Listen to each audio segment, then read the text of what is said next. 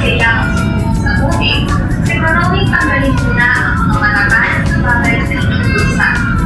Huwag tumalon mula sa mataas na bahagi ng bangka. Maaari kayo dahil magsulong sa libang.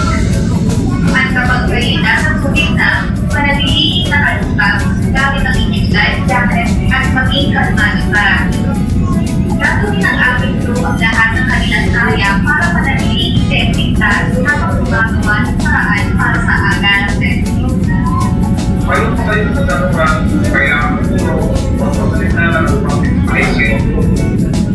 Sisiguruhin namin at tuwan kayo. Dahil sakain sa Montenegro. Sa kanila ng lahat ng mga hotels, buwan na buwan kayo at malalang kayo magiging sa ating Isip pa ka lang, at sana yung hindi kayo, galing ko, iyan ko.